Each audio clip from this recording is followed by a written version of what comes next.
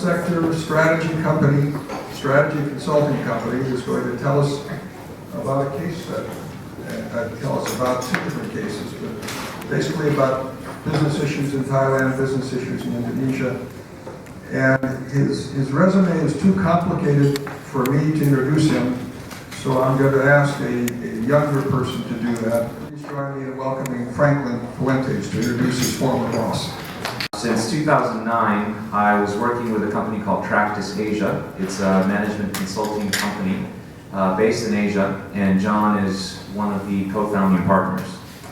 Today, I really think we're very lucky because he is going to be doing something that I haven't seen him do for many audiences in the past 6 years that I've been working with Tractus, and that is really talking about the specifics of two investments, two clients that are looking to invest or are investing or doing business in the countries that we've just visited, so Indonesia and Thailand. John is a 20-year plus veteran of Thailand.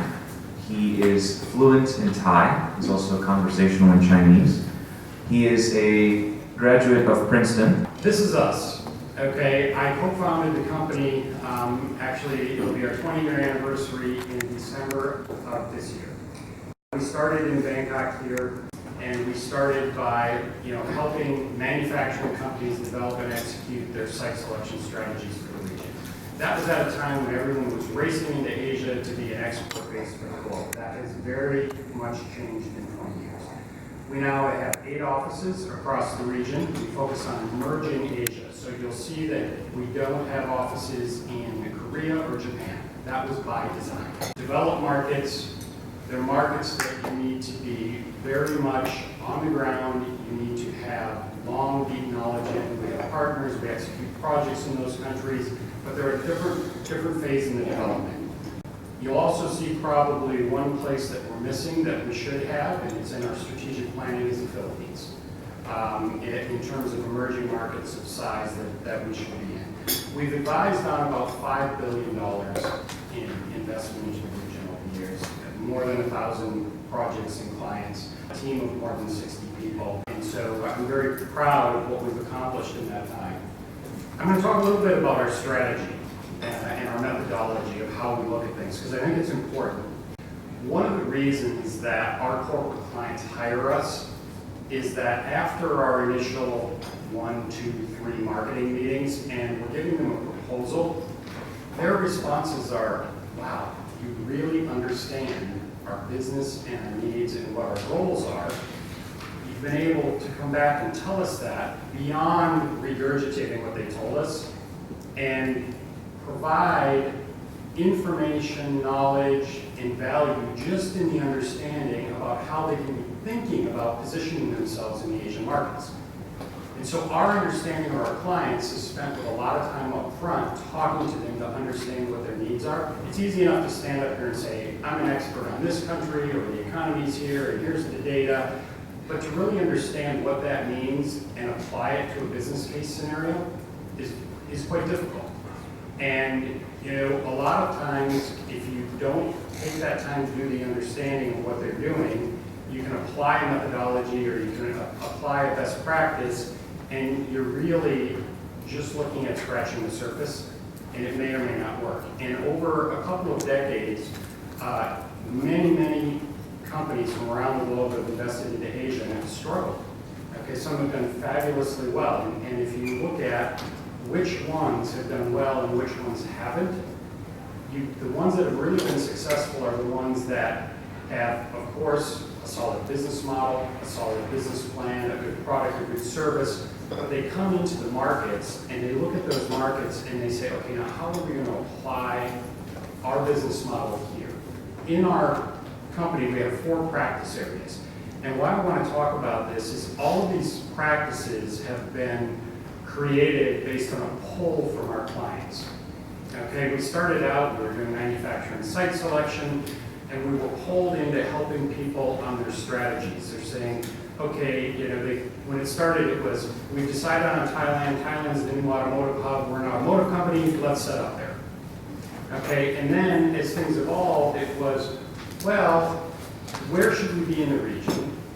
Is that China? Is it India? Is it ASEAN? Should we be there at all? How should we come in? Okay, should it be just sales and distribution?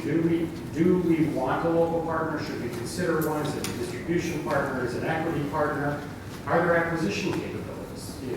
What has happened is that we've been pulled into sort of 4 distinct business practice areas. One is strategy and implementation. Why it's implementation is where we try to differentiate ourselves is, and I've had many clients say this over the years, is it's one thing to get a report that has a very sound analysis and recommendations on what to do.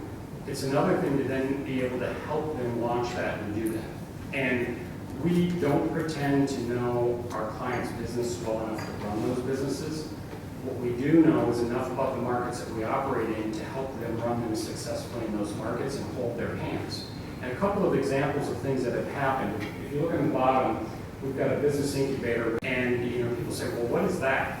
A lot of our clients were multinational clients. They were coming to us and they were hiring us to do strategy pieces. We were giving them some assistance. And then some smaller, medium-sized companies came in and they said, look, we would like to set up in the region, but if we pay you to do a consulting assignment, you tell us how to do it, how are we going to execute it? We don't have the resources internally to do that. How can you help us? And so after hearing this several times, we came up with this concept of being able to provide the strategy, management oversight, and put people on the ground as part of Tractus that are working on behalf of the client, dedicated in our offices, allow them to get into the market, benefit from our strategy advice, benefit from our local presence to grow their business and then make a decision to move in. We also, if you look here, it says economic development. And so, well, why did you go through economic development? Well, years ago in Asia, as we were helping locate manufacturing for some of the leading companies in the world, the Asian governments would come to us, and I'll give you an example. They said, well, you worked for Intel in China. Why did they locate in China? Help me to attract Intel. And so, at that point, we had a bit of a conflict of interest. We can't go out and do what they were asking. They were asking us to go on market for them. Well, how can I be objective on where and how somebody should set up when I'm being asked to market? So what we did is we were able to come back and say, well, look, we can't help you in the actual marketing, but we can provide some strategy and advice on how you can better compete. That over 20 years, over 2 decades, evolved from being really working for Asian economic development agencies to working for North American and European economic development agencies. And our biggest clients on that side are U.S. states who are now looking at how do they facilitate the export of products from the U.S. into the region, as well as attracting investment from Asian countries back into the United States. We were doing a lot of M&A work. On the economic development side, we're out helping these states target Asian investors, and a lot of times we were running the Asian investors with a lot of liquidity. And they were saying, well, thank you very much for telling us about the merits of the state of Washington or Ohio or New York or New Jersey. And it sounds like a great place to invest, but what do I do with $10 million? I've got $10 million, I've got $20 million, what do I do? And so we matched that about 5 years ago with the fact that getting venture capital in the U.S. for early to mid-stage companies was very difficult after 2008. And so we went and we said, how could we attract Asian investment? Well, if we had a product or service in one of these companies that had market potential in Asia, we could market to Asian investors that they could not only invest in the world's largest market in the U.S. for that product, but then help pull that product or technology back into Asia. And that's how this overlaps. And Asia really is the center of economic growth. And I always ask people, what percent of the world's population is within the countries that you can reach flying from Hong Kong in 5 hours? 56% of the world's population can be reached in a 5-hour flight from Hong Kong. There's a whole bunch of economic numbers that I could spout behind this, but you go across, in the last decade, the average growth, GDP growth rates across those countries, 5.5%, 6%, depending whose numbers you look at. Okay, there is a tremendous amount of growth happening in this region.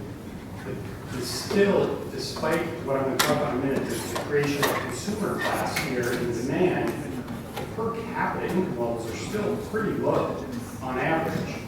And so where is there going to be growth in the world? It's going to be in this region. It's going to be 5 hours from Hong Kong. So any of you thinking about careers in the next 2 decades, this is a great place to be thinking about. We think about Asia having sort of 3 trade and investment blocks for emerging markets. You have South Asia, which is dominated by India.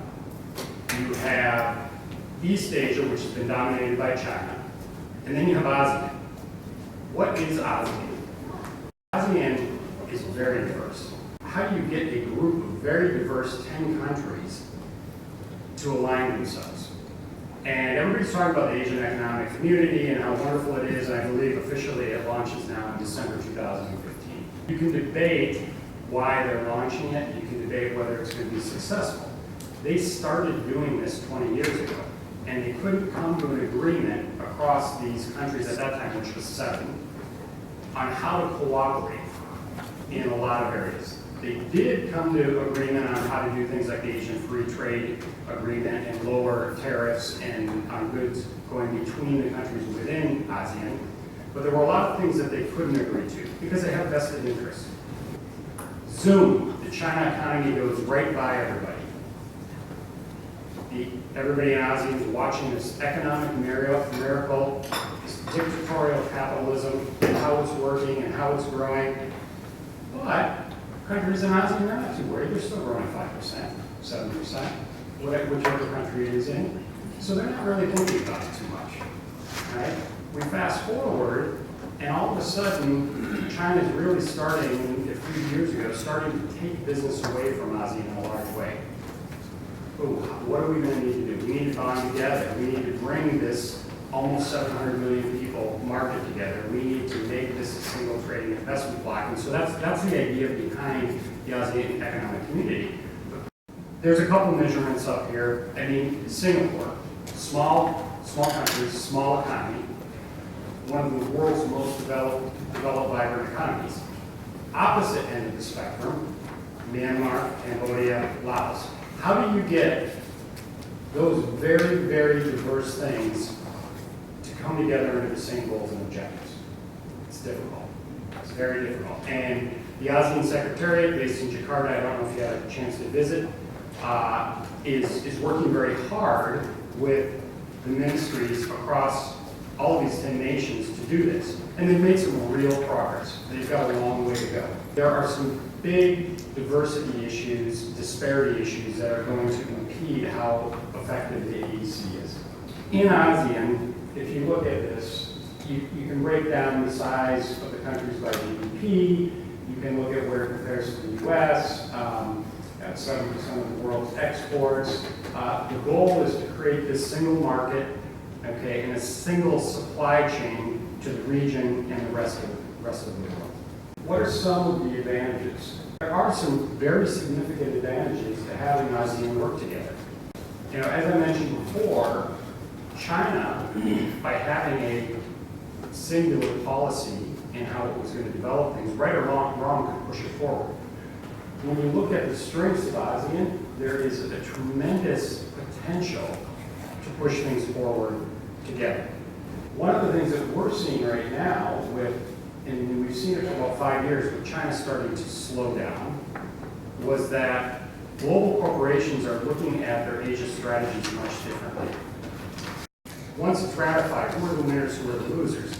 It's pretty clear that Vietnam is going to be a winner, and that is not based on anecdotal evidence. That's based on our client base already looking at Vietnam, forecasting that TPP was going to come in place. So we've had companies make investments ahead of the curve, believing that it would happen, so that they're in a position that they have output in Vietnam, in the region, at that time that it would be ratified. Losers. Is Thailand a loser? Is Indonesia a loser? It's up for debate. Every single day right now you can read an article about should Thailand be participating, shouldn't they? Should they try and go in on the coattails? Should they do some other sort of free trade agreements? There are a lot of free trade agreements that have already been done. Free trade is an integral part of what's happening, is why people are making investment decisions, particularly when it's around manufacturing and the flow of goods.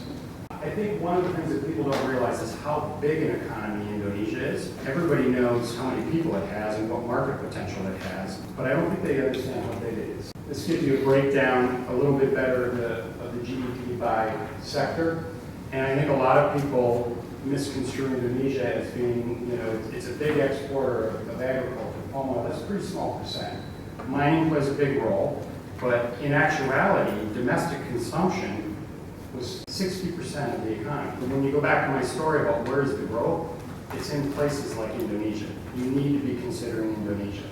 This just shows some of the import-export data, and for Indonesia, if you look at that, that's about, that should be about 40, you're looking about 40% of the total GDP, I think, based on the first slide, if my math is correct, and how diverse it is. And I think you're going to see this on the Thailand slide too. The number one is other products. Okay, you look at that. So there's a lot of demand, and there's a lot of both imports and exports of a lot of different things out of Indonesia.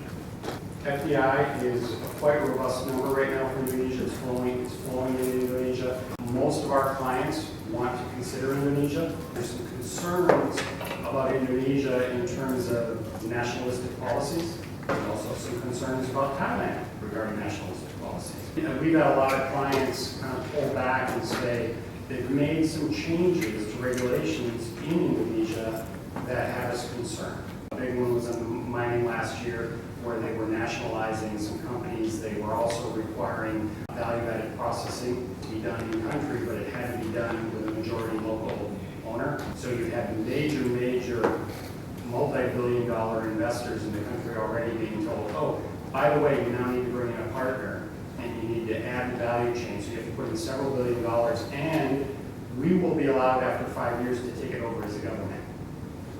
I mean, that's a pretty scary thing on that size of investment. Indonesia overall is actually pretty underdeveloped. I heard an interesting comment at the reception the other night, and I know it was your first night in Thailand, and you were comparing the traffic from the airport to the traffic in Jakarta, and everybody said, wow, it's worse here. And we were kind of laughing about it because Thailand's had some of the worst traffic in the world for ages. It's much better than it used to be. Every time I go to Jakarta, I feel like I'm sitting in a parking lot. Okay? And so I was surprised to actually hear that comment, but infrastructure, massively needed. Healthcare. Healthcare is something that you can talk about. That right across all of these emerging Asian markets is a huge demand. Anything healthcare related. Okay, and Thailand has a very big healthcare sector. It's very robust. But if you think about this from both a public and private perspective, and whether it's Indonesia or any of the other countries, you have a developing middle class. Middle class people want better healthcare.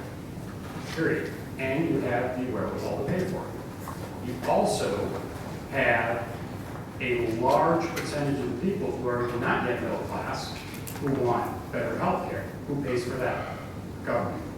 So in places like China, like India, you're seeing investments into healthcare. In ASEAN, you're seeing investments into healthcare for private and public sectors. So as the global economy enters into what I would say is a cycle of maybe volatility that we're seeing now that is likely to last for a while, one of the sectors that you might want to bet on is healthcare. And one of the areas that you're going to see demands for it is in Asia Pacific, in particular Indonesia. Thailand's economy, a little bit smaller than Indonesia, a little bit further along, I think, in the development curve and from a manufacturing perspective. Tourism still makes up a big part of what happens here. A lot of people historically looked at Thailand as an agricultural economy. It's not really an agricultural economy at this point.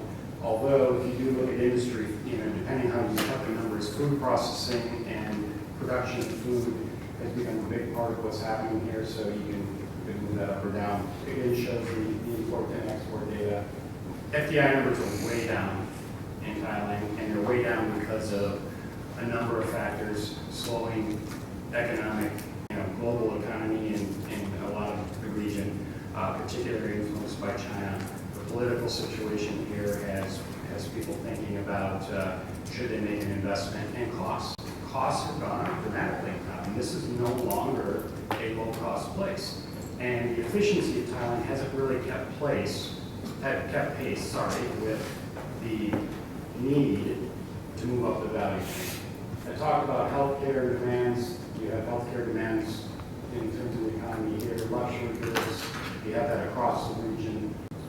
E-commerce, ITC, this has been a hub for manufacturing computers, disk drives, that sort of thing with Malaysia for years.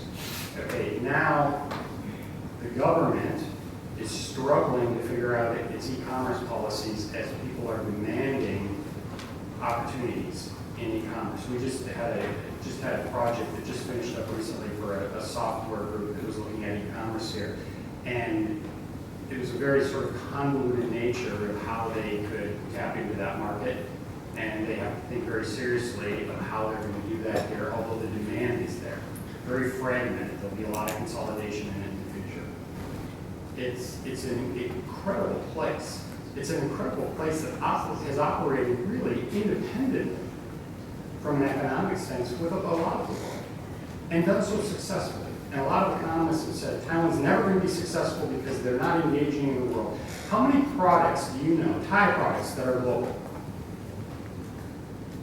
Anyone? Muay Thai, okay. Anyone else?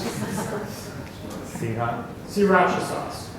Sriracha sauce from Sriracha, Thailand, taken over by an entrepreneurial Vietnamese who set up a factory in California and branded it and sold it first in the U.S. and then globally. Nobody knows, unless they come here, that Sriracha is from here. Franklin, you know another big brand. Another big brand, sport drink, Red Bull. Red Bull's Thai. Who knew that?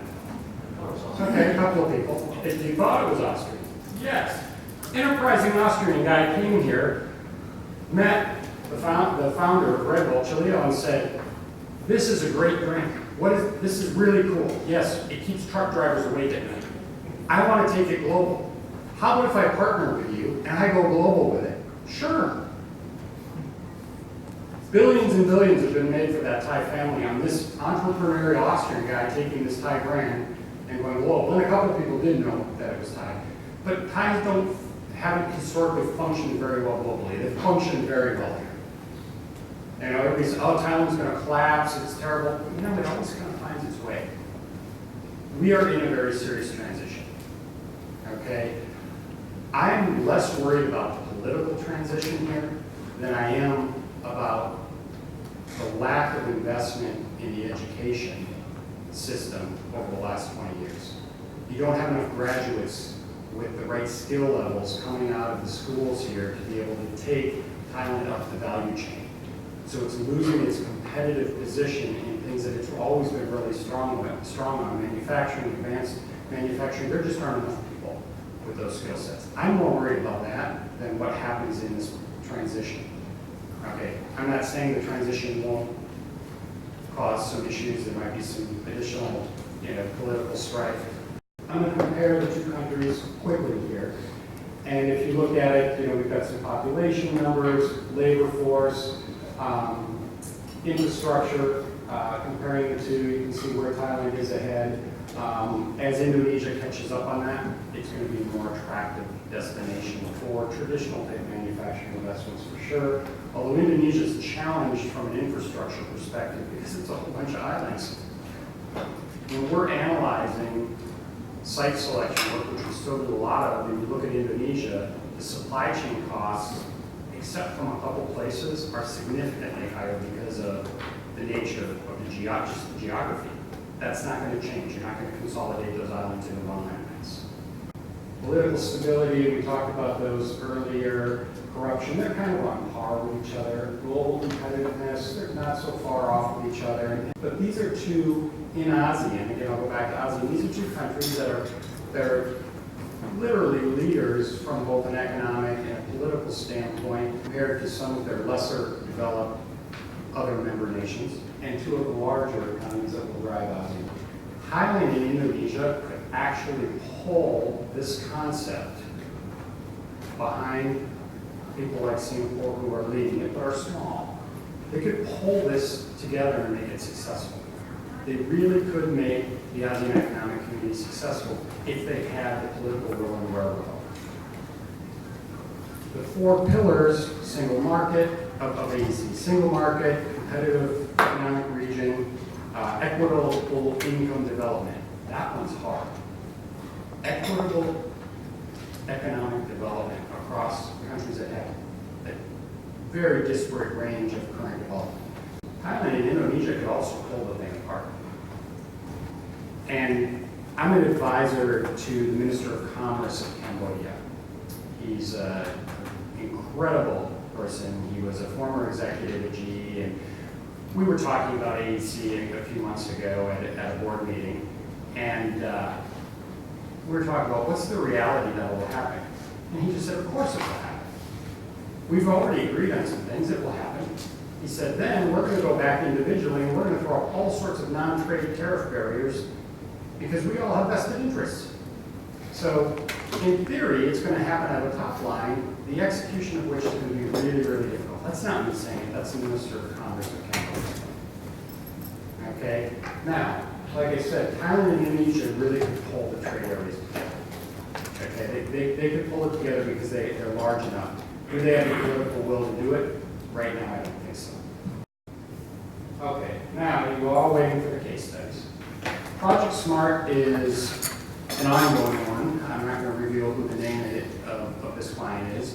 We finished the first scope of work and we're into the second scope of work. It's a financial services company, global financial services company, and they were looking at Asia as a market. They have hired, over the last few years, several consultants to identify market opportunities in Asia. They went into Japan, they went into Korea, both of which were unsuccessful. They then targeted ASEAN, they were referred to us, we went and we looked at what is your financial services product. It's a consumer product, it's a card, right? It's like and it's not a credit card, but it's like a card. It's for fleets, so it's a fleet card, gas card, you buy things. And this company's been very successful, very acquisitive, growing very fast through acquisitions on a global basis, everywhere except Asia. And every time that they come into the Asian markets, they kind of stuck their toes. Okay, and so they went out and they said, could you find some opportunities? So we went across the region and we were asked to identify opportunities that they could acquire. Okay, they wanted to acquire. And we went and we looked at the region and there were lots of potential acquisition partners. But a lot of them didn't fit the business model that this multinational has applied as it's grown. And so the initial reaction was, well, this doesn't really fit. Okay, and what we did is we went across the countries and we demonstrated to them that their model, while effective, might not be the best way to enter the market. It might be the end game, but it might not be the start of the game. And they might need to look at doing something that they haven't done, partnering with somebody versus acquiring them. Looking at buying what I would say would be a non-core product, okay, or a synergistic product. And you ask, well, why would they do something that is, in this case, fleet-based, right? Regulatory issues is one thing. Thailand has a foreign business law. You need to be approved under foreign business law to operate in a lot of areas. So how are you going to do that? Well, you can apply, you have to be a certain size, and you're likely to get it, or you could buy somebody that already has the appropriate licenses, or you could partner with them. So regulatory issues were a big issue. This client now, it's looking at the region and it has opportunities to take over business of some of its global customers, okay, who have large operations here. If you think about, who's involved in the fleets, who are the biggest suppliers to a fleet of vehicles? It's the petrol companies, the gas companies, right? So they all have their own credit cards, they're all involved in this business. This group is very efficient at what they do. They can make those gas companies more money by them outsourcing it. That's what they've done around the world. So they're coming here and they're looking at these markets and they're saying, how do we get in? Well, you've got a lot of little players, it's fragmented, you've got local banks who have control of things. And so figuring out how you're going to get into the market, okay? In both of these markets, there is, for Thailand and Indonesia, there's potential. And we had to go back to them and basically talk about how their business model wasn't going to work if they wanted to do what they normally did. And if they were to modify it and come in and get a foothold, be able to acquire the licenses. And I'll give you an example. There's one in Thailand where having a debit or a credit card for fuel or for automotive-related things is the same licensing as having a card to buy food at the food court. Okay? You have the same license. So going in and buying a company that manages the cards for a food court seems like a totally different strategy. Looking at that, they said, this is interesting, right? This is interesting. When you meet, it's not a very big dollar amount. We immediately get the business, it's a profitable business, and we get all the licenses we need that we can then go back to our global multinational clients that are here and say, we're licensed, we're here, we have a track record, we can now provide you these services. Indonesia, for this, also had some opportunities, not as many as Thailand. The client in the end decided not to look at Indonesia. They felt the regulatory issues, while onerous in both places, were not navigable in Indonesia, that they wouldn't be able to do it. That the potential was actually greater in Indonesia for growth, but that they wouldn't be able to come in and meet their return on investment, that it just wouldn't work, it would take too long. And that's the other thing, is oftentimes talking about, a company coming in and saying, well, our return on investment hurdles are this. Well, that isn't going to work. You have to make a strategic decision. Are you going to let it be longer, or are you going to let it be less of a financial return than you want when you start? So this company is actually focused on Thailand and an opportunity in Malaysia. And they're now in discussions with 2 acquisitions of non-core businesses. And the reason I use this as an example was, if you go back to what I talked about in the beginning about understanding what are the market dynamics, what are your clients' objectives, what are their goals, what are they trying to achieve, okay? We went back to these guys because immediately when we showed them the opportunities across the region, they said, no, we're not interested. And we said, wait a minute, in the very first meeting, you showed us the metrics of what this market would mean to your company in terms of growth and financial profitability and return on to shareholders if you could get into the Asian market. And you said it was the biggest priority from a corporate perspective was to get into the Asian market, and you failed at what you've done so far. Now you're coming back and saying, we're not going to do this. We're going to give up the biggest market because the opportunity doesn't fit with what we think it should. And they thought about it, and they went back, and then they are now deciding that they're going to look at what they would call a non-typical investment and see if they can get a foothold in the region. So it's a great example from a service perspective. We have another client, and this is a fun client. I used to call it debeaking and decline chickens. This is now it's at beak treatment. Beak treatment is the appropriate term. This is a U.S.-based company that has an amazing business model. One of the things I love about my job is that you have all these really sort of esoteric, interesting businesses, and you get to learn about them.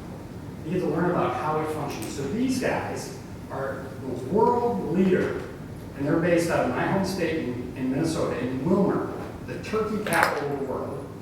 Okay? What do they do? They provide a technology that has automated debeaking, I'm going to use my incorrect terms, and decline of chickens, as well as inoculating them. And they do it when they're about 2 days old. Okay? Why do you do this? Why do you debeak them? Okay? Because chickens, which I've learned, are cannibalistic. So chicks all get together, the strong ones peck the little ones and eat them. Really, something I didn't want to know. And I also learned that the domestic chicken is the closest known relative to Tyrannosaurus Rex.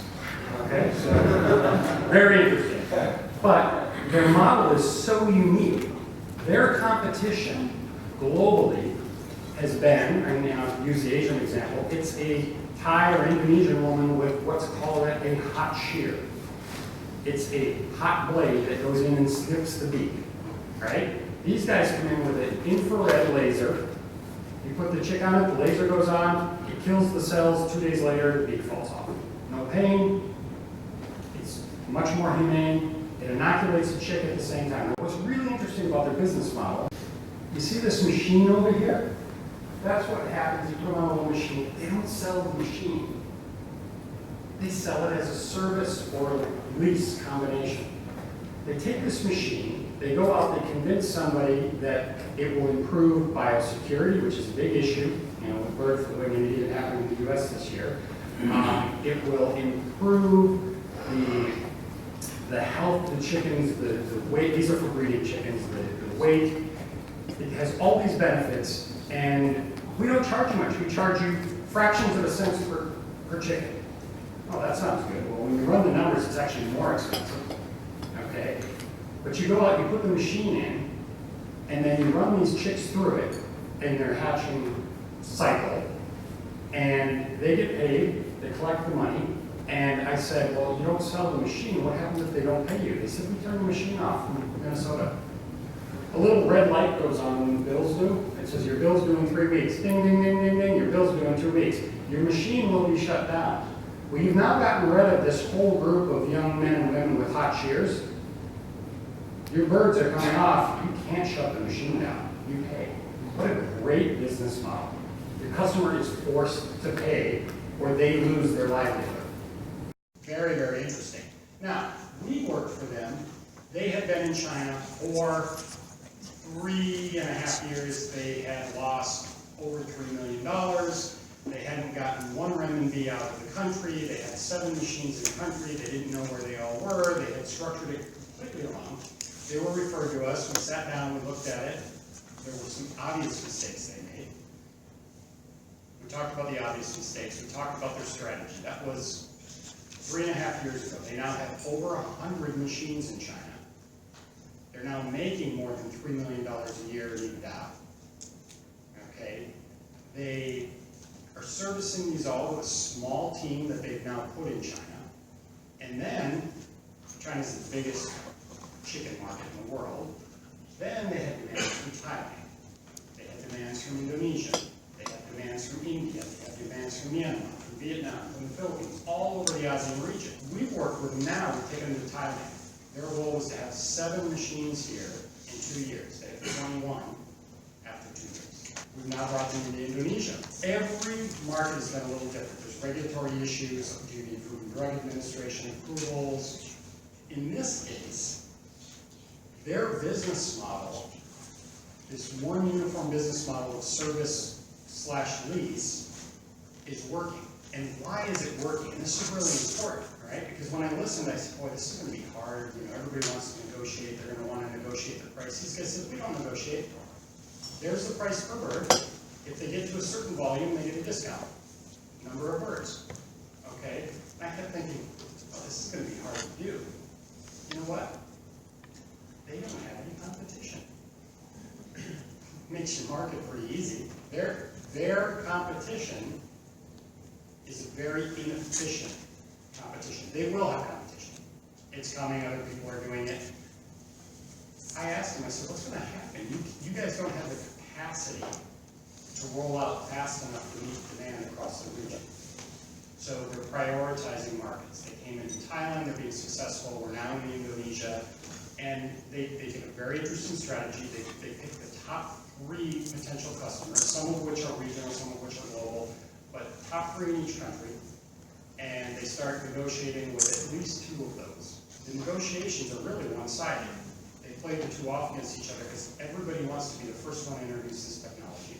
Once it gets in, everybody else wants it because they see the efficiencies of it. Okay, and I said, yeah, but somebody's going to start competing with you. Somebody's already knocked them off in China. It's not very efficient because they don't know about the intellectual property, the algorithms, the software that drives it that's sitting in the United States. So the knockoff is not doing very well. And I said, but yeah, at some point somebody's going to do this really well. And he said, yeah. He said, but wait till you see our next generation machine. It's done. It's waiting. And it does this, this, and this. These are the added factors at the same cost. We're not rolling it out. We're not rolling it out anywhere globally. But we're already done. We're tweaking it. We're improving it. Their whole strategy, they're an engineering company. They stay ahead of the curve with their technology. They don't worry about the intellectual property issues. They don't worry that the Chinese guys copy it. At the point where somebody becomes efficient enough to copy it, they're going to introduce that next level. Now, eventually everybody has competition, right? So they will have competition. But right now they're in a really good market position. It's been really fun. I've learned a ton. Chickens are relatives of dinosaurs. And it's been fun to look at a business model that I initially thought might not work very well, or a negotiating strategy that might not work. And now we're in India, and I know there's several Indians here, and India is a tough place to negotiate. I love doing business in India. You never stop negotiating. You're negotiating over dinner. You want to talk about your kids, and it's a negotiation, right? And so last week we sat down with our strategy for India to develop it and say, okay, we're not going to throw the Indian customer a bone, but we have to appear like we're doing that. So we got to sit back and think, how are we going to get the Indian customer feel like that they're negotiating something, because the customer's not going to negotiate. And that was fun. Strategically, we came up with a great idea and we're moving it forward. I think it's going to work. But this is a great example of this is a technology, this is an engineering company in a unique business model being applied across the region and being applied very successfully. Okay. What I am pleased with is that we've been able to help them apply that in each country to figure out from a regulatory perspective, from a monetary perspective, from a customer perspective, how do you best position it to do the business model that they wanted to do? Versus the first example, which was their business model isn't going to work here. It won't work. Not now. They had to change their business model if they want to come in with that fleet car.